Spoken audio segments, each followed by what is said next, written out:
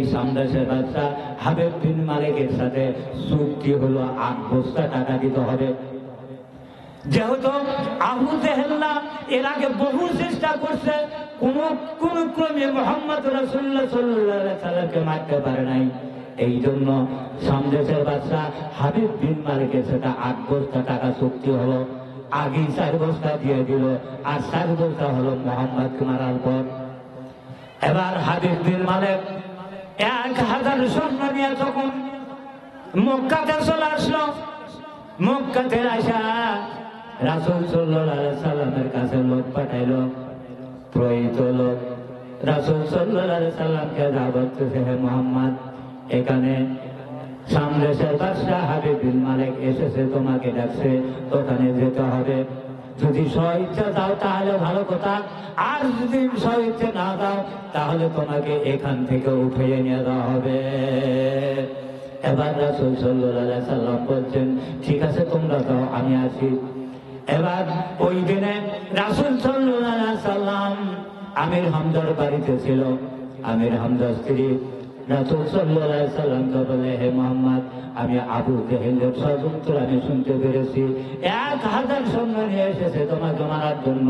তোমার চাচা বাড়িতে না আসা পর্যন্ত তোমাকে আমি ওখানে যেতে দিব না। রাসূল সাল্লাল্লাহু আলাইহি সাল্লাম বললেন, আল্লাহ যদি আমাকে মারে কেউ আমাকে রক্ষা করতে পারবে না, আর আল্লাহ যদি আমাকে না মারে কেউ আমাকে বাঁচাইতে পারবে না, তাই আমি যাব। এবার রাসূল সাল্লাল্লাহু আলাইহি সাল্লাম রওনা হলো। প্রথমত আবু বকরের সাথে দেখা হয়ে গেল।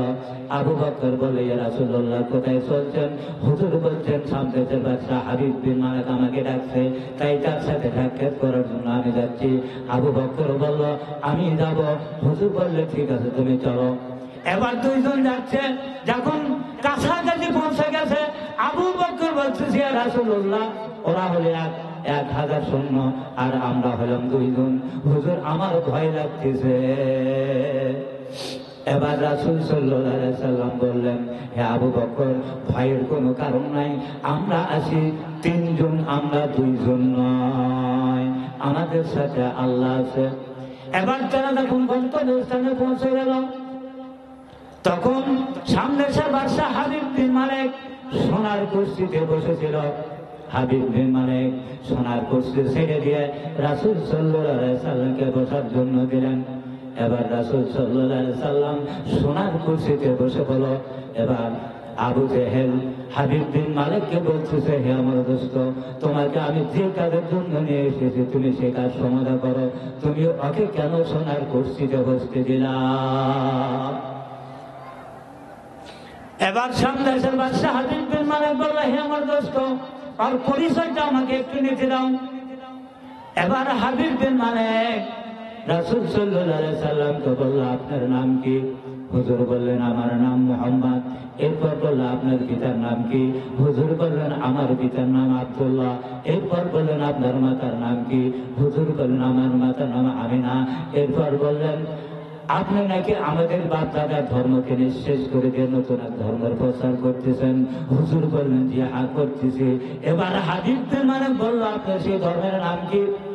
এবার রাসূল সাল্লাল্লাহু আলাইহি সাল্লাম বললেন, আমার ধর্মের নাম হলো ইসলাম। এবার হাবিব বিন মালিক বলল, এর আগে যত নবীগণ পৃথিবীতে এসেছিল তারা মুজিজা দেখাইতে পারত, তুমি কি কোনো মুজিজা দেখাইতে পারবা? এবার রাসূল সাল্লাল্লাহু আলাইহি সাল্লাম বললেন, ইনশাআল্লাহ আমি দেখাইতে পারবো। এবার হাবিব বিন মালিক বললেন, আপনি কি মুজিজা দেখাইবেন? এবার হুজুর বললেন, আপনি কি দেখতে চান আমি আপনাকে তাই দেখাবো। এবার সামদেশের বাদশা হাবিব বিন মালিক রাসূল সাল্লাল্লাহু আলাইহি সাল্লামকে বললেন, এই যে বেলা 9টা বাজে, ওখান থেকে ওই সূর্যকে অস্ত করে দিতে হবে। এরপর ওই সূর্যস্থানে আবার চন্দ্রকে উদয় করতে হবে, সেই চন্দ্রকে আবার পৃথিবীত করতে হবে। আর বর্তমানে আমার মনের মধ্যে কোন টেনশন আছে, এই টেনশনের কথা তোমার বলে দিতে হবে। এই কয়টা কাজ যদি করতে পারো তাহলে আমি বুঝবে যে সত্যি তুমি আল্লাহর প্রেরিত নবী। এবার রাসূল সাল্লাল্লাহু আলাইহি সাল্লাম বললেন, ইনশাআল্লাহ আপনি যা দেখতে চাইলেন ইনশাআল্লাহ তাই দেখাবো। এরপরে আমার এইগুলো দেখেন, এরপর আপনার কিন্তু কালেমা পড়ে মুসলমান হতে হবে। হাবিব বিন মালিক তখন চিন্তা করলো, যেগুলি প্রশ্ন আমি করলাম আর যা আমি দেখাইতে বললাম, এগুলি তো মানুষের পক্ষে সম্ভব নয়। অতএব বললে, ঠিক আছে, তুমি যদি পারো তাহলে আমি কালেমা পড়ে মুসলমান হয়ে যাব। এবার রাসূল সাল্লাল্লাহু আলাইহি সাল্লাম সূর্যকে বলল, হে সূর্য, তুমি ওখান থেকে অস্ত হয়ে যাও। সূর্য অস্ত হয়ে গেল। চন্দ্রকে বলল, চন্দ্র, তুমি সূর্যের স্থানে উদয় হয়ে যাও। এবার চন্দ্র উদয় হয়ে গেল। এবার চন্দ্রকে বলল, হে চন্দ্র, তুমি দ্বিখণ্ডিত হয়ে যাও। এবার চন্দ্র দ্বিখণ্ডিত হয়ে গেল। এরপর চন্দ্র দ্বিখণ্ডিত হয়ে রাসূল সাল্লাল্লাহু আলাইহি সাল্লামের কাছে এসে এইভাবে থরথর করে কাঁপা শুরু করে দিল। তখন রাসূল সাল্লাল্লাহু আলাইহি সাল্লাম চন্দ্রকে বলে, চন্দ্র, তুমি এভাবে কাঁপতেছে কেন? চন্দ্র বললেন, ইয়া রাসূলুল্লাহ, আপনি আমাকে কখন কোন আদেশ করবেন, সাথে সাথে যদি পালন না করতে পারি, আমার উপর আল্লাহর কত নাযিল হতে পারে, এই ভয়ে আমি থরথর করে কাঁপতেছি। এবার রাসূল সাল্লাল্লাহু আলাইহি সাল্লাম হাবিব বিন মালিককে বলল, আপনি যা দেখতে চাইলেন আমি তো তা দেখাইলাম, আপনি এখন কালেমা পড়ে মুসলমান হয়ে যান। এবার হাবিব বিন মালিক বললেন, না না না, আমি তা হব না। আমি তো বলেছি যে আমার মনের মধ্যে বর্তমানে কোন টেনশন আছে, সেই টেনশনের কথা তোমার বলে দিতে হবে। তুমি তো তা দাও নাই। এবার রাসূল সাল্লাল্লাহু আলাইহি সাল্লাম বললেন, ঠিক আছে, আপনার মনের কথা ইনশাআল্লাহ এখন আমি বলবো। সেটা হলো, আপনার মনের মধ্যে বর্তমানে যে টেনশন আছে, সেই টেনশন হলো আপনার কোনো পুত্র সন্তান নাই, আপনার একটা মেয়ে সন্তান আছে। এই মেয়ে সন্তানের চোখ নাই, হাত নাই, পাও নাই, সে শুধু বলের মতো গোর পারে।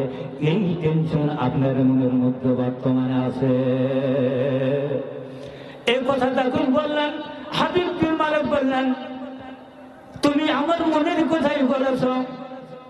এবার সামনে এবার আবু জেহেল রাসূল সাল্লাল্লাহু আলাইহি সাল্লাম বলতেছেন, হাবিব বিন মালিককে, হে আমার দোস্ত, আপনাকে যে কাজের জন্য নিয়ে এসেছি আপনি সে কাজ সমাধান করুন। ও একজন মস্ত বড় জাদুকর, ও আসমান পর্যন্ত জাদু লাগাইতে পারে, আর এগুলি বিশ্বাস করা যাবে না। কিন্তু সংঘর্ষের বাদশা হাবিব বিন মালিক বললে, হে আমার দোস্ত, আমি তৌরীর জবর ইনজিল কিতাব আমি পড়েছি এবং তা দেখেছি, মুহাম্মদ নামে মক্কাতে মুহাম্মদ নামে একজন নবীর জন্ম হবে। তার পিতার নাম হবে আব্দুল্লাহ, আর মাতার নাম হবে আমিনা, আর তার মুসাসসিস নমুনা যা হবে, আমি যা দেখতে পাচ্ছি, ইনি সেই মুহাম্মদ ছাড়া কেউ নয়। অতএব হে আমার দোস্ত, এই লোককে মারার মতো ক্ষমতা আমার নাই। এবার সামদেশের বাদশা হাবিব বিন মালিক বললেন, ইয়া রাসূলুল্লাহ, আমি ভুল করেছি, আপনি আমাকে ক্ষমা করে দেন। আমি 1000 সৈন্য নিয়ে এসেছি আপনাকে মারার জন্য, আপনি আমাকে ক্ষমা করে দেন। আর আপনি আমাকে আমার এই 1000 সৈন্য সহকারে আমাকে কালেমা পড়ে মুসলমান বানায়া দেন। এবার রাসূল সাল্লাল্লাহু আলাইহি সাল্লাম সন্দেশের বাদশা হাবিব বিন মালিককে 1,00,000 সৈন্য সহকারে কালেমা পড়ায় দিচ্ছেন। লা ইলাহা ইল্লাল্লাহু মুহাম্মাদুর রাসূলুল্লাহ সাল্লাল্লাহু আলাইহি সাল্লাম। এবার ওহী নাযিল হয়ে গেল। সূরা ফাতিহার 10 নম্বর আয়াত, ইন্নাল্লাযীনা ইউবাইয়ুনাকা ইন্নামা ইউবাইয়ুনাল্লাহ ইয়াদুল্লাহা ফাওকা আইদিহিম। হে রাসূল, যারা আপনার নিকট বায়াত হচ্ছিল তারা মূলত আল্লাহর নিকটই বায়াত হচ্ছিল, তাদের হাতের উপর আল্লাহর রহমতের হাত ছিল। লাকাদ রাদিয়াল্লাহু আনিল মুমিনিনা ইয ইউবাইয়ুনাকা তাহাতা শাজারা। হে রাসূল, আল্লাহ ওই মুমিনদের উপর সন্তুষ্ট হয়েছে যখন তারা গাছের নিচে আপনার নিকট বায়াত হচ্ছিল। এর আগে যত নবীগণ পৃথিবীতে এসেছিল ছিল সব নবী আল্লাহর কাছে দোয়া করতেন, হে আল্লাহ তুমি যদি আমাকে নবী হিসেবে পয়দা না করে যদি আখিরি জামান নবীর উম্মত হিসেবে পয়দা করতেন তাহলে আমার জীবনটা ধন্য হয়ে যেত। কিন্তু কোন নবীর দোয়া কবুল করা হয় নাই, একমাত্র ঈসা নবীর দোয়া কবুল করা হয়েছে। এই জন্য ইমাম মাহমুদ আলাইহিস সালাম যখন পৃথিবীতে আসবে তখন ঈসা নবী আবার আখিরি জামানার নবী হিসেবে আবার পৃথিবীতে আসবে। ওই সময় দজ্জালের আবির্ভাব হবে। তখন ইমাম মাহমুদ আলাইহিস সালাম ঈসা নবী দুইজন মিলা দজ্জালের সাথে যুদ্ধ করবে, বিভিন্ন জায়গায় যুদ্ধ করবে, কোনো জায়গায় দজ্জালকে খতম করতে পারবে না। বর্তমানে দজ্জালকে যে জায়গায় খতম করা হবে সেই জায়গা বর্তমানে তৈরি হয়ে গেছে, সেটা হচ্ছে বাবে নূরে ফিলিস্তিনে। সমস্ত জায়গায় যুদ্ধ করতে করতে গিয়ে তখন ওই বাবে নূরে ফিলিস্তিনে ওখানে যা যুদ্ধ শুরু হবে তখন ইমাম মাহমুদ আলাইহিস সালামের হাতে একটা তরবারি থাকবে, ওই তরবারি দিয়া দজ্জালকে খতম করে দিবে। খতম করে দেওয়ার পর ইমাম মাহমুদ আলাইহিস সালাম সারা পৃথিবী ধরে এই কোরআনের রাজ কায়েম করবে। ইমাম মাহমুদ আলাইহিস সালাম সারা পৃথিবী ধরে এই কোরআনের রাজ কায়েম করবে। মাত্র 9 বছর ইমাম মাহমুদ আলাইহিস সালাম এই কোরআনের সারা পৃথিবী শাসন করবে। এরপরে ঈসা নবী 40 বছর ধরে এই কোরআনটা সারা পৃথিবী শাসন করবে। এরপরে ঈসা নবীর সাধারণ মৃত্যু হবে। সাধারণ মৃত্যুর পর ঈসা নবীকে কোন জায়গায় দাফন করা হবে সেটা আপনারা সবাই জানেন, সেটা হচ্ছে রাসূল সাল্লাল্লাহু আলাইহি সাল্লামের পাশে ঈসা নবীর জন্য জায়গা রাখা হয়েছে, সেখানে ঈসা নবীকে দাফন কাফন করা হবে। এরপরে এই জন্য আগামী দিনের পৃথিবী ইমাম মাহমুদ আলাইহিস সালামের পৃথিবী, আগামী দিনের পৃথিবী ঈসা নবীর পৃথিবী, আগামী দিনের পৃথিবী কোরআনের পৃথিবী। তার আগে মুসলমানদের প্রস্তুতি নিতে হবে। আপনারা কি রাজি আছেন? যদি রাজি থাকেন তাহলে আপনাদের কাছে অচিরেই কোরআন আপনাদের সামনে আসবে। সেই দিন কোরআনের পক্ষে আপনাদের সমর্থন দিতে হবে। আপনাদেরকে আমি 5টি পয়েন্ট দিয়েছি, সেই পয়েন্টের কথা কি মনে আছে? 1 নম্বর পয়েন্ট হলো নূহ নবীর স্ত্রী ওয়াগেলা আর লূত আলাইহিস সালামের স্ত্রী ওয়ালাহা, এই দুই মহিলা নবীর স্ত্রী হওয়া সত্ত্বে তারা জাহান্নামে যাবে কেন? আর 2 নম্বর পয়েন্ট হলো ফেরাউনের স্ত্রী আসিয়া কাফেরের স্ত্রী হওয়া সত্ত্বেও সে জান্নাতে যাবে কেন? আর 3 নম্বর পয়েন্ট হলো নূহ নবীর ছেলে কিনান নবীর ছেলে হওয়া সত্ত্বেও সে জাহান্নামে যাবে কেন? আর 4 নম্বর পয়েন্ট হলো আব্দুল্লাহ বিন উবাই রাসূল সাল্লাল্লাহু আলাইহি সাল্লামের পিছনে নামাজ পড়তে, রোজা করতে, হজ করতে, যাকাত দিতে, সব করছে, তারপরে সে মুনাফিক হয়ে গেল কেন? আর 5 নম্বর পয়েন্ট হলো মায়ের বিয়া ছেলে পড়াইছিল, এটাই হচ্ছে মায়ের প্রথম বিয়া। তবে আপনারা প্রশ্ন করতে পারেন মায়ের বিয়েই হলো না, ছেলেটার বিয়া কেমন করে পড়ালো? ইনশাআল্লাহ এই প্রশ্নের জবাব আমি দেব। নূহ নবীর স্ত্রী ওয়াগেলা আর লূত আলাইহিস সালামের স্ত্রী ওয়ালাহা আল্লাহর আইনের পক্ষে সমর্থন না দেওয়ার কারণে নবীর স্ত্রী হওয়া সত্ত্বেও আল্লাহ তাদেরকে জান্নাত দেবে না। আর ফেরাউনের স্ত্রী আসিয়া কাফেরের স্ত্রী হওয়া সত্ত্বেও সে জান্নাতে যাবে। ফেরাউন আসিয়ার 2 হাতের মধ্যে 2 পায়ের মধ্যে পেরাক দেবে, তাকে প্রহার করতেছিল আর বলতেছিল যে তুমি যদি এখনো বাঁচতে চাও তাহলে তুমি আমাকে আল্লাহ বলে স্বীকার করো। কিন্তু আসিয়া বলল যে আল্লাহ আমাকে সৃষ্টি করেছে সেই আল্লাহ তোমাকে সৃষ্টি করেছে, সেই আল্লাহ ছাড়া আমি তোমাকে আল্লাহ বলে স্বীকার করতে রাজি নয়। শেষ পর্যন্ত আসিয়া জীবন দেওয়া স্বীকার করলো, কিন্তু ফেরাউনকে আল্লাহ বলে স্বীকার করতে রাজি হয়। এবার ফেরাউন বলে ঠিক আছে, আচ্ছা বেশি করে শাস্তি তোকে না দিলে হবে না, নইলে তুই আমাকে আল্লাহ বলে স্বীকার করবি না। তাই ফেরাউন আসিয়া মাথার থেকে নিয়ে মাথা পর্যন্ত চামড়া ছিল লবণ লাগানো শুরু করে দিল। আসিয়া আল্লাহকে ডাক দিয়ে বলল, হে আল্লাহ এত কষ্ট তোমার আর সহ্য হয় না, তুমি যদি আমাকে বেহেশতে দাও তাহলে তুমি আমাকে বেহেশতে দেখাও। এবার আল্লাহ তাআলা আসিয়ার চোখের সামনে বেহেশতে তুলে ধরল। আসিয়া বেহেশতে দেখতেছে আর এদিকে ফেরাউন তার মাথার থেকে নিয়ে মাথা পর্যন্ত চামড়া ছিল লবণ লাগানো হচ্ছে। আসিয়া বেহেশতে দেখতে দেখতে তার প্রাণ পাখিতে বের হয়ে জান্নাতে চলে গেল। ইন্না লিল্লাহি ওয়া ইন্না ইলাইহি রাজিউন। আর আসিয়া দাসী মাসেদা আল্লাহর আইনের পক্ষে সমর্থন দেওয়ার কারণে মাসেদা এবং তার 2 কোলের ছেলেকে কড়াইয়ের মধ্যে তেল গরম করে গরম তেলের মধ্যে ফেলে তাদেরকে মারা হলো। আর নবীর স্ত্রী আগেলা আর লূত আলাইহিস সালামের স্ত্রী ওয়ালাহা, এই 2 মহিলাকে আল্লাহ তাআলা হাসরের ময়দানে হাজির করে বলবেন যে তোমরা নবীর স্ত্রী হওয়া সত্ত্বেও আল্লাহর আইনের পক্ষে সমর্থন না দেওয়ার কারণে তোমাদেরকে আমি বেহেশত দেব না।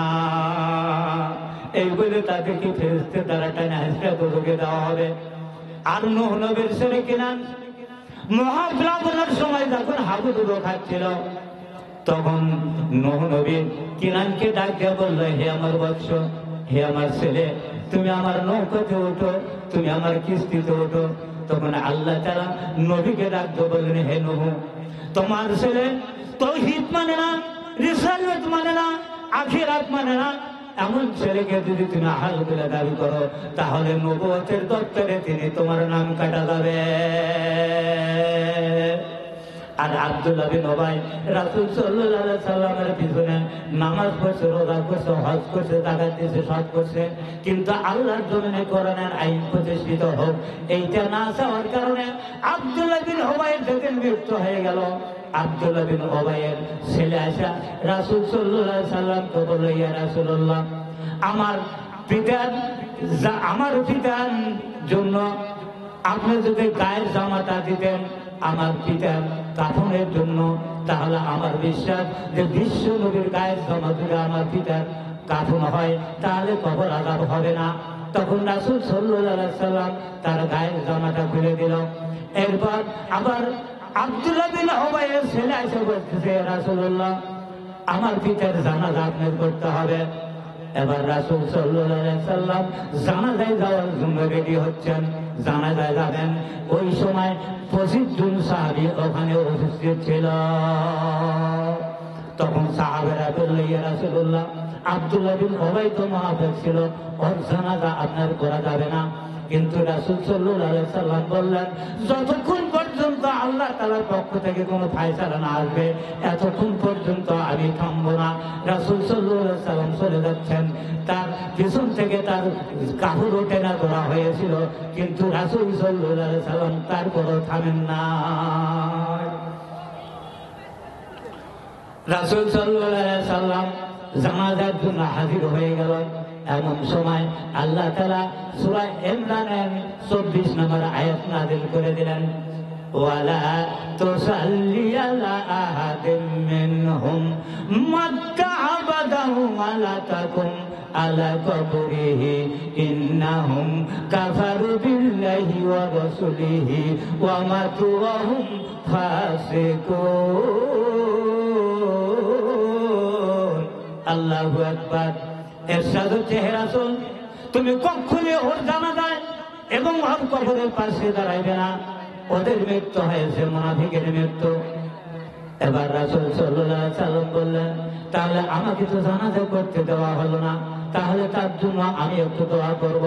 এবার রাসূল সাল্লাল্লাহু আলাইহি সাল্লাম আবার 20 নম্বর আয়াত নাযিল করে দিলেন, হে রাসূল, তুমি যদি 70 বার ওর জন্য দোয়া করো কোনো কাজ হবে না, আমি আল্লাহ কখনোই ওদেরকে ক্ষমা করিব না। তাহলে দেখেন মুনাফিকদের উপর আল্লাহর কত রাগ। আব্দুল্লাহ বিন উবাইয়ের সবচেয়ে বড় অপরাধ ছিল, যেই দিন রাসূল সাল্লাল্লাহু আলাইহি সাল্লাম উহুদের ময়দানে 1000 সৈন্য নিয়ে গিয়েছিলেন যুদ্ধ করার জন্য, আব্দুল্লাহ বিন উবাই ওখান থেকে 300 সৈন্য ফিরে নিয়ে এসেছিল। আব্দুল্লাহ বিন উবাইয়ের ইচ্ছে ছিল আল্লাহর জমিনে কোরআনের আইন প্রতিষ্ঠিত না হোক। ওই যে 304 জন সাহাবা, 304 জন ট্রেনিং প্রাপ্ত সৈন্য আব্দুল্লাহ বিন উবাই ফিরে নিয়ে এসেছিল তাদের জন্য, এবং কিয়ামত পর্যন্ত আব্দুল্লাহ বিন উবাই মার্কা লোক পৃথিবীতে যারা আসবে তাদের জন্য এই আয়াতটি প্রযোজ্য। তাই আল্লাহ তাআলা নবীকে জানায় দিলেন, ওয়ালা তুসাল্লি আলা আহাদিন মিনহুম মাত্তা আবাদা ওয়ালা তাকুম আলা কবরিহি ইন্নাহুম কাফারু বিল্লাহি ওয়া রাসূলিহি ওয়া মাতু ওয়া হুম ফাসিকুন।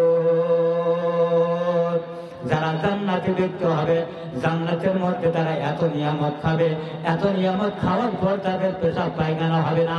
তার কারণ জান্নাতে পেশাব পায়খানা নাই, আর জাহান্নামে কিন্তু পেশাব পায়খানা আছে। মুনাফিকদের স্থান হবে জাহান্নামের সবচাইতে নিম্ন স্তরে।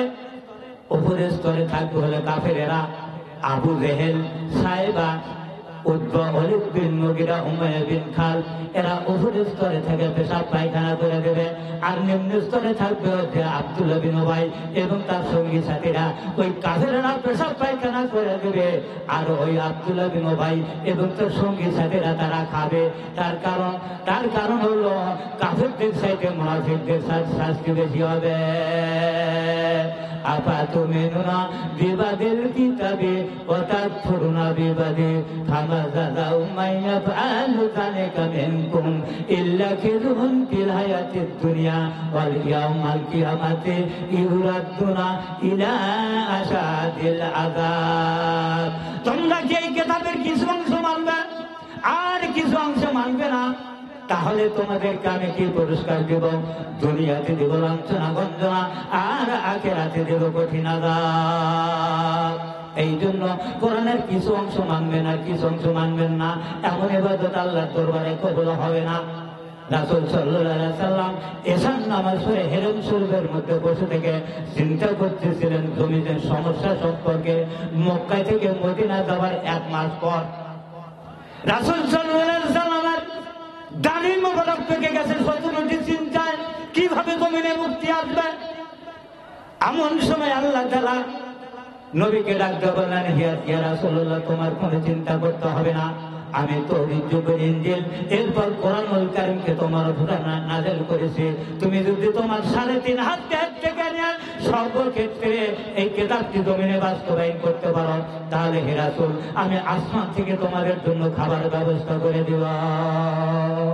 আর তোমরা যদি আমার এই কিতাবটি ছেড়ে দাও, আমার এই কিতাবটি যদি তোমরা প্রত্যাখ্যান করো, তাহলে আমি যেরকম বনী ইসরাঈলকে ধ্বংস করে দিয়েছিলাম ওই মতো তোমাদেরকে আমি ধ্বংস করে দেব। এরপর আল্লাহ তাআলা নবীকে ডাকতে বলেন, ইয়া আইয়ুহার রাসূল বাল্লিগ মা উনজিলা ইলাইকা মির রাব্বিক। হে রাসূল, তোমার প্রভুর তরফ থেকে এই কিতাবটি যা কিছু নাযিল করা হয়েছে 114টি সূরা, 6666টি আয়াত যা নাযিল করা হয়েছে, সব আয়াতগুলি মানুষের কাছে পৌঁছায় দাও। এর ভিতর থেকে যদি 10-20টি আয়াত যদি মানুষের কাছে পৌঁছায় দাও, নরম নরম কথাগুলো যদি মানুষের কাছে পৌঁছায় দাও, তাহলে তোমার নবুয়তের দায়িত্ব পালন করা হলো না, তোমার তাবলীগ হলো না।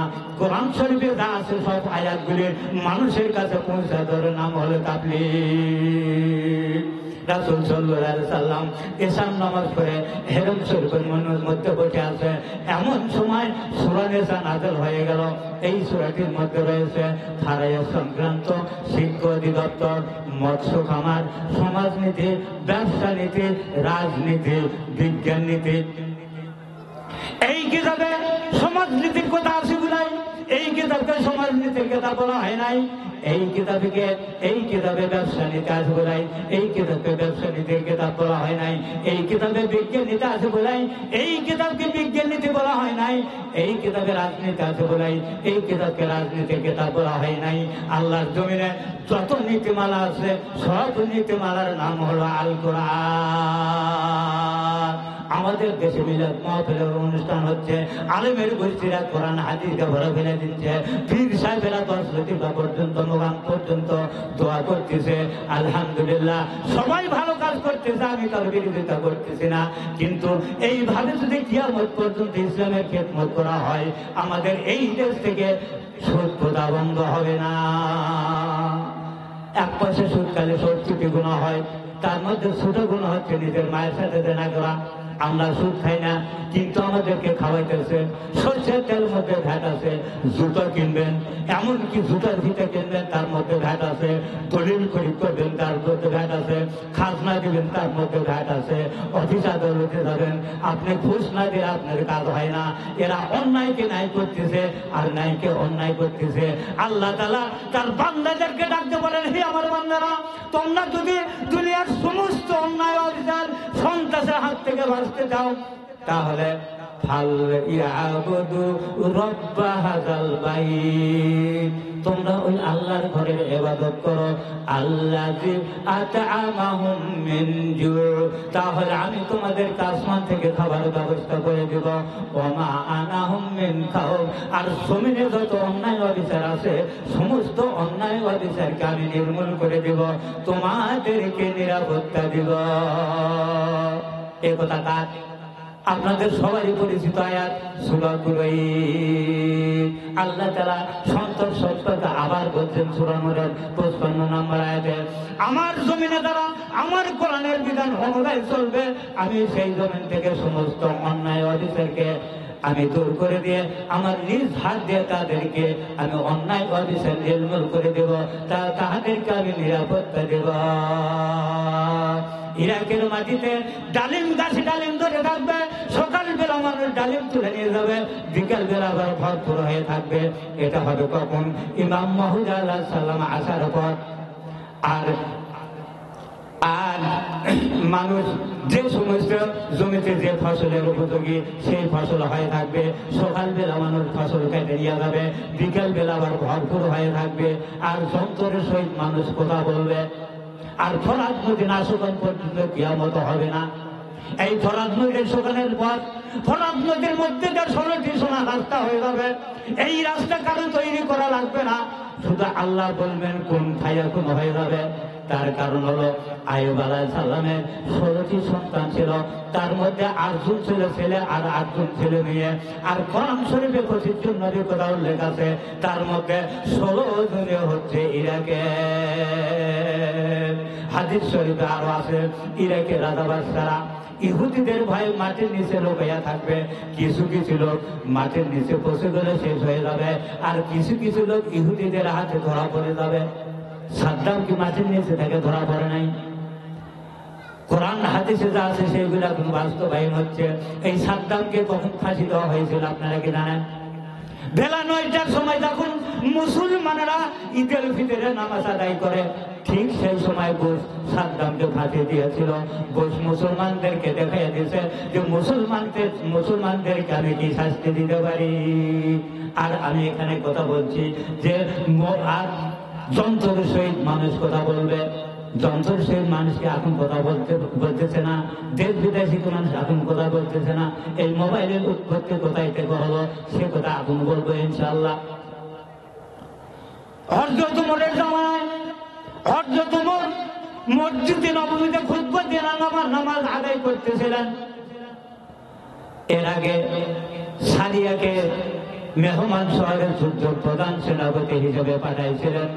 মুসলমানরা যখন পরাজিত হচ্ছিল তখন হযরত ওমর মসজিদে নববীতে খুতবা দিয়ে নামাজ আদায় করতেছিল। মসজিদে নববীর মুয়াজ্জিন ছিলেন নাকি ইবনে আলবাব। এই নাকি ইবনে আলবাব যখন দ্বিতীয় আযান দিল তখন হযরত ওমর খুতবা দিলেন না। মুসল্লিরা বললেন, ইয়া আমিরুল মুমিনিন, আপনার ভুল হয়ে গেল, আপনি খুতবা দেন না কেন? আপনাদের মসজিদে যদি মুয়াজ্জিন যদি দ্বিতীয় আযান দেয় আর ইমাম যদি খুতবা না দেয়, আপনারা বলবেন না যে হুজুর আপনার ভুল হয়ে গেল, খুতবা দেন না কেন? অবশ্যই বলবেন। হযরত ওমর খুতবাকে রেখে দিয়া সামনের দিকে বলল, ইয়া সারিয়াল জাবাল, ইয়া সারিয়া, ইয়া সারিয়া। যেহেতু মদিনা থেকে 500 মাইল দূরে, ইয়া সারিয়া তুমি পিছন দিকে ফিরাইও না, আল্লাহর নামে সামনের দিকে অগ্রসর হও, আল্লাহ তোমার সাথে আছে, ভয় করো না। 2 সপ্তাহ পর সারিয়া মেহমান শহর থেকে দুধ পাঠাইলো, কাসেদ পাঠাইলো, বললেন, ইয়া আমিরুল মুমিনিন, আমরা যখন পরাজিত হচ্ছিলাম তখন পিছন থাকা আপনার কথার আওয়াজ পায়া আমরা সামনের দিকে অগ্রসর হইয়া আমরা হাজার হাজার কাফেরদেরকে পরাজিত করেছি। হুজুর ওই আওয়াজটা আপনারই না কার? আমরা ভুল বুঝলাম নাকি? হযরত ওমর বলল, আমি 2 সপ্তাহ পূর্বে তোমরা যখন পরাজিত হচ্ছিলাম আমি মসজিদে নববীতে ওই সময় খুতবা দিয়ে নামাজ আদায় করতেছিলাম। তখন তোমাদের নকশাটা আল্লাহ তাআলা আমার চোখের উপর তুলে ধরেছিল।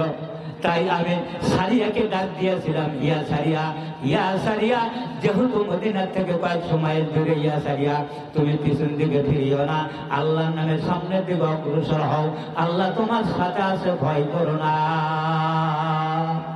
হযরত ওমর ওই মসজিদে নববীর তিনি ডাক দিয়েছিল, আর সারিয়া ওই মেহমান শহর থেকে শুনতে পেরেছিল।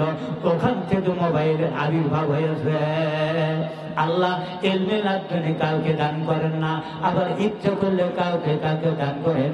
তারা সব বুঝা পৃথিবীর খবর বলতে পারে।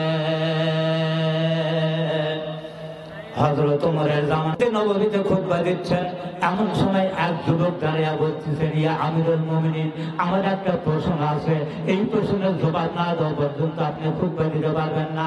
তখন হযরত ওমর বলল, ঠিক আছে, তোমার প্রশ্ন কি তুমি বলো। এবার যুবকটি দাঁড়ায় বলতেছে, ইয়া আমিরুল মুমিনিন, আপনি হলেন আমাদের দেশের প্রেসিডেন্ট, আপনি আমাদেরকে প্রত্যেকে একটা করে পাঞ্জাবির কাপড় দিচ্ছেন। আমাদের পাঞ্জাবির ঝুল হচ্ছে মাথা পর্যন্ত, আর আপনার পাঞ্জাবির ঝুল পায়ের পাতা পর্যন্ত। কতটুকু কাপড় আপনি কেন বেশি নিলেন? এই প্রশ্নের জবাব না দেওয়া পর্যন্ত আপনি খুতবা দিতে পারবেন না। তখন হযরত ওমরের ছেলে দাঁড়াইয়া বলতেছেন, এই প্রশ্নের জবাব যদি আমি দিই তাহলে কি হবে? যুবকটি বলতেছে, জবাব যদি সঠিক হয় তাহলে হবে। এবার হযরত ওমরের ছেলে বলতেছেন, যেহেতু আমার পিতা ইমামতি করেন, তার একটা ঝুঁকর প্রয়োজন আছে, এই জন্যে আমার অংশে আমি যে কাপড়টুকু পেয়েছিলাম সেই কাপড়টুকু আমার পিতাকে আমি দিয়েছি। এই কারণে আমার পিতার পাঞ্জাবের ঝুল পায়ের পাতা পর্যন্ত হয়েছে। এবার হযরত ওমর ওই যুবকটিকে বললেন, হে যুবক, তুমি কি প্রশ্নের জবাব পাইছো? যুবকটি বলল, হ্যাঁ ইনশাআল্লাহ আমি জবাব পাইছি। এবার হযরত ওমর ওই যুবককে বলল, হে যুবক, আমি হলাম দেশের প্রেসিডেন্ট, আর আমাকে এত এত বড় কথা বলার সাহস তোমার হলো, তোমার জীবনকে ভয় হলো না? তখন যুবকটি বলল, ইয়া আমিরুল মুমিনিন, হক কথা বলতে আমি কাউকে ভয় করি না।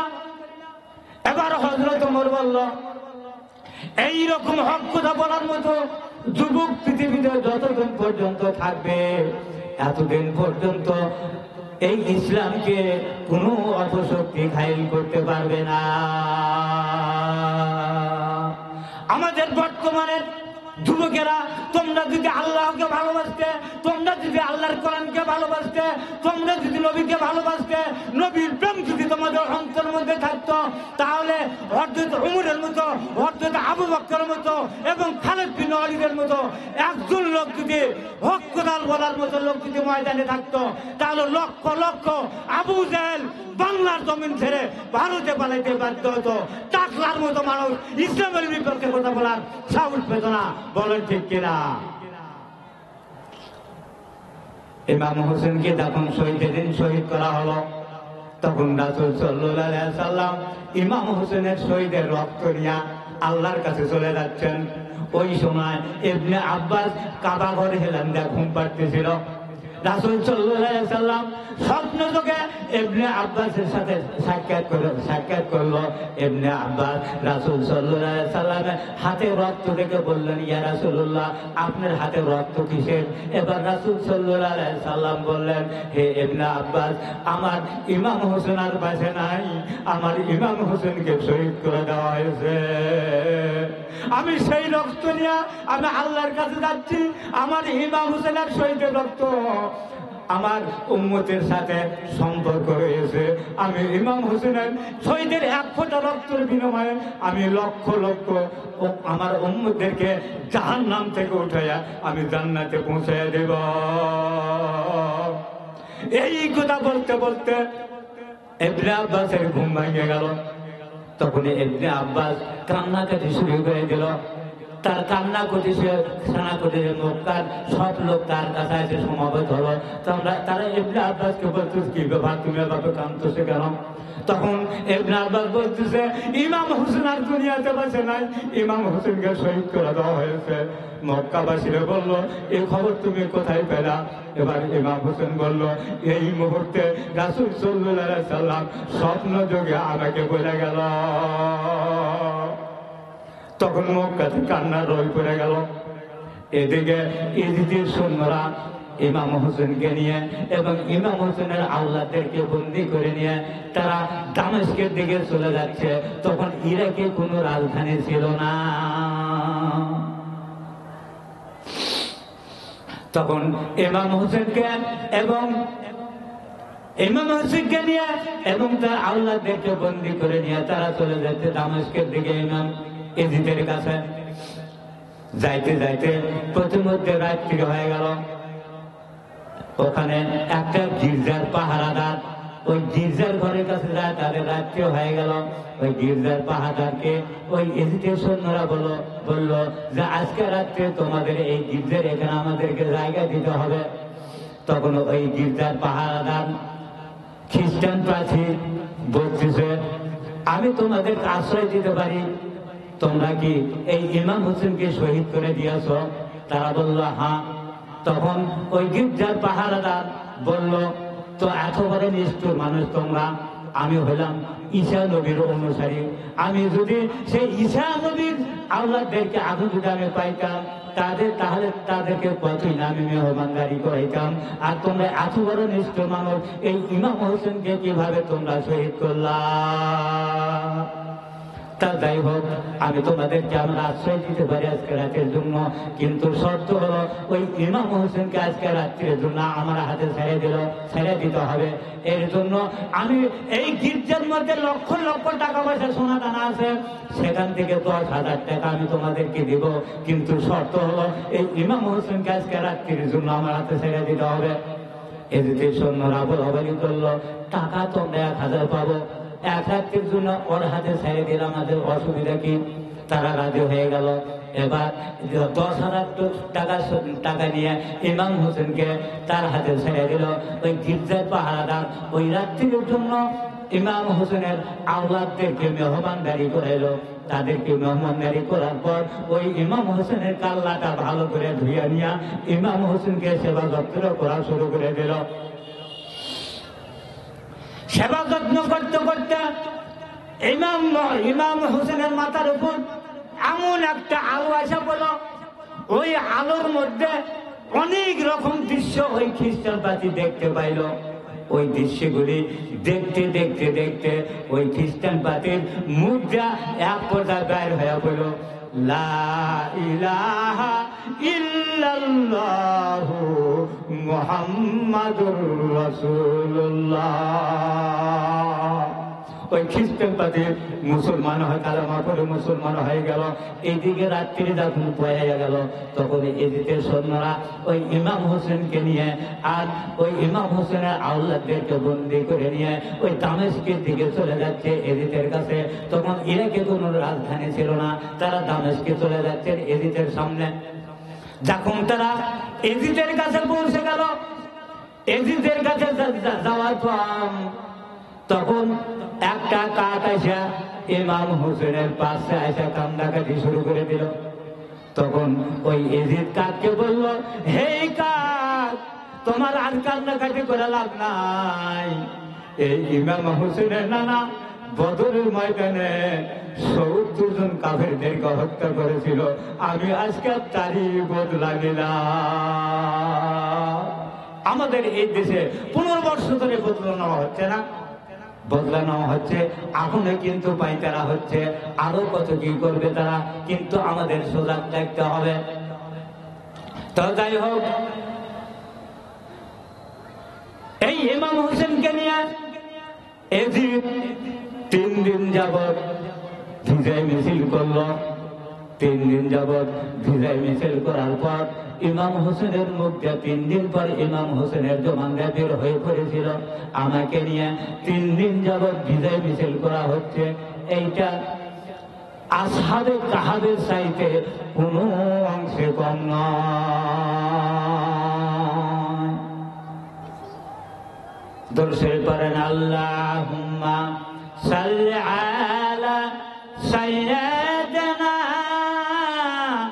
মাওলানা মুহাম্মদ ওয়া আলা আলি সাইয়্যিদিনা মাওলানা মুহাম্মদ। এই জীবন দিদার বুঝি হইল না, হাতে ধরি পায়ে পড়ি রাসূল হাসরের দিন মোদেরকে ভুলিবেন না। আল্লাহুম্মা সাল্লি আলা সাইয়্যিদিনা মাওলানা মুহাম্মদ ওয়া আলা আলি সাইয়্যিদিনা মাওলানা মুহাম্মদ। এই আবু জেহেল একজন সিরিয়ার বাদশাকে ডাকলো, মিশরের বাদশাকে ডাকলো, একজন কামারকে ডাকলো, একজন ইহুদিকে ডাকলো, একজন খ্রিস্টানকে ডাকলো, আর মুহাম্মদুর রাসূলুল্লাহ সাল্লাল্লাহু আলাইহি সাল্লামকে ডাকলো। ডাকে বলতেছে, হে মুহাম্মদ, আজকে আমরা তোমাকে প্রশ্ন করব, আমাদের এই প্রশ্নের জবাব যদি তুমি দিতে না পারো তাহলে আজকে তোমার আমাদের দলে আসতে হবে। তারা প্রশ্ন করবে কয়জন? 6 জন। একজন হলো মিশরের বাদশা, আর একজন হচ্ছে সিরিয়ার বাদশা, আর একজন হচ্ছে ইহুদি, আর একজন হচ্ছে খ্রিস্টান, আর একজন হচ্ছে কামার, আর একজন হচ্ছে আবু জেহেল। এই 6 জন লোক তাকে প্রশ্ন করবে। কামারের কাম হলো দাও বানান আর কাশি বানান। এই কামার এক হাতে দাও নিয়া আর এক হাতে কাশি নিয়া বলতেছে, মুহাম্মদ, তুমি যে বলো আল্লাহ এক, তোমার এই কথা ঠিক নয়, এই কথা তোমার তুলে দিতে হবে, এই কথা তোমার ঠিক নয়। তুমি যদি এটা প্রমাণ দিতে না পারো তাহলে আজকে তোমার আমাদের দলে আসতে হবে। খ্রিস্টান বলল, হে মুহাম্মদ, তোমার আল্লাহ যদি একজনে হতো তাহলে তোমার আল্লাহ তাহলে মরিয়মের সাথে মেলামেশা করে ঈসা নবীকে জন্ম দিল কেন? এবার সিরিয়ার বাদশা বলতেছে, হে মুহাম্মদ, আল্লাহ কখনো এক নয়, আল্লাহ আছে 2 জন। এক আল্লাহ জমিনে আবাদ বছর দিয়ে মানুষকে খাওয়াইতেছে, আর এক আল্লাহ আসমানি চন্দ্র সূর্য ঠিক মতো উঠাইতেছে আর ডুবাইতেছে। অথবা আল্লাহ কখনই এক নয়, আল্লাহ আছে 2 জন। এইভাবে তারা যখন উল্টো পাল্টা প্রশ্ন করা শুরু করে দিল তখন রাসূল সাল্লাল্লাহু আলাইহি সাল্লাম রাগে চোখ মুখ ফিরে গেল। রাসূল সাল্লাল্লাহু আলাইহি সাল্লাম আল্লাহকে ডাকতে বলতেছে, হে আল্লাহ, এদের এইগুলি অবৈধ প্রশ্ন তো আমার আর সহ্য হয় না আল্লাহ, আর এতগুলি প্রশ্নের জবাব তো আমি দিতে পারবো না। হে আল্লাহ, তুমি এই প্রশ্নের জবাবগুলি দিয়ে দাও। এবার আল্লাহ তারা প্রশ্ন করলে হচ্ছে 6 জন। আল্লাহ তাআলা এবার 4 আয়াত দিয়া এই প্রশ্নের জবাব দিয়ে দিচ্ছেন। কুল হুয়াল্লাহু আহাদ আল্লাহুস সামাদ লাম ইয়ালিদ ওয়া লাম ইউলাদ ওয়া লাম ইয়াকুল লাহু কুফুয়ান আহাদ। দ্বিতীয়, এরপর তারা প্রশ্ন করেছিল, তোমার আল্লাহ মরিয়মের সাথে মেলামেশা করে ঈসা নবীকে জন্ম দিয়েছিল কেন? আল্লাহ তাআলা জবাব দিয়ে দিলেন, লাম ইয়ালিদ ওয়া লাম ইউলাদ, আল্লাহ কাহাকে জন্ম দেওয়ানি এবং তাকে জন্ম দেওয়া হয় নাই। ওয়া লাম ইয়াকুল লাহু কুফুয়ান আহাদ, এবং তাহার সমকক্ষ কেহ নাই। এইভাবে জবাব যখন দিয়ে দিল তখন এই জবাব দেওয়ার এই অলৌকিক ঘটনা দেখে আবু জেহেল এই রাসূল সাল্লাল্লাহু আলাইহি সাল্লামকে চিনতে পারল না, আবু লাহাবকে চিনতে পারল না, আবু তালেবকে চিনতে পারল না। তাকে চিনল কে? একজন হাবশী বেলাল, একজন কালো গোছের মানুষ হাবশী বেলাল। কিন্তু এই হাবশী বেলালের মুনিব ছিল একজন কঠিন একজন কাফের, উমাইয়া বিন খালদ। এই উমাইয়া বিন খালদ হাবশী বেলালকে বলে, হাবশী বেলাল, তুমি যদি জীবন বাঁচাইতে চাও তাহলে তুমি মুহাম্মাদের কালেমাকে ছেড়ে দাও। কিন্তু এই হাফসি বেলাল বলল, কখনই আমি কালমাকে ছাড়তে পারি না, কখনই আমি কালমা ছাড়বো না। তাই উমাইয়া বিন খালদ আর এই হাফসি বেলালকে একদিন ধরে হাত পা বেঁধে তাকে মার শুরু করে দিল এবং বলতে শুরু করলো যে তুমি এখন যদি বাঁচতে চাও তাহলে তুমি মুহাম্মাদের কালমাকে ছেড়ে দাও। এবার হাফসি বেলাল জীবন দেওয়া স্বীকার করলো, কিন্তু কালমার সাথে রাজি নয়। একবার বলে লা ইলাহা ইল্লাল্লাহু মুহাম্মাদুর রাসূলুল্লাহ, আবার বলে কুল হুয়াল্লাহু আহাদ আল্লাহুস সামাদ লাম ইয়ালিদ ওয়া লাম ইউলাদ ওয়া লাম ইয়াকুল লাহু কুফুয়ান আহাদ। এই নাযিল সেই দিন থেকে এই আয়াতটা নাযিল হয়ে গেল। এই নাযিল হওয়ার পর এই সূরা ইখলাস একবার যে ব্যক্তি পাঠ করবে 10 পারা কোরআন শরীফ পড়ার সওয়াব পাবে, 2 বার পাঠ করলে 20 পারা কোরআন শরীফ পড়ার সওয়াব পাবে, 3 বার পাঠ করলে 30 পারা কোরআন শরীফ সওয়াব পাবে। তাই এই হাফসি বেলাল এই কুল হুয়াল্লাহু আহাদ এই কালেমা গ্রহণ করে নিল, তার জীবন দোয়া স্বীকার করলো, কিন্তু এই মুহাম্মাদের কালেমা ছাড়তে রাজি নয়। কিন্তু তাকে এইভাবে কষ্ট দেওয়ার পর দেখুন সে কালেমা ছাড়ল না। সেই দিন এই উমাইর ফেলে একটা পাথর নিয়ে আসা হাফসি বেলাল তার বুকের উপর তুলে দিল।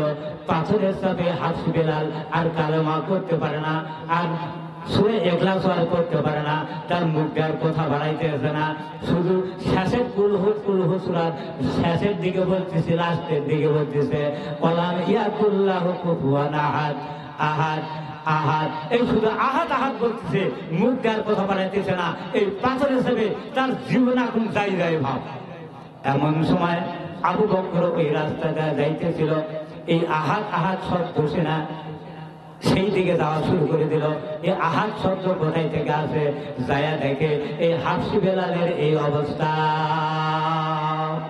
তখন তখন আবু বকর কাফেরদেরকে বলল, এই হাফসি বেলালকে আমার কাছে কি বিক্রি করা যায় না? তারা বলল বিক্রি করা যাবে, কিন্তু অল্প টাকাতে বিক্রি করা হবে না।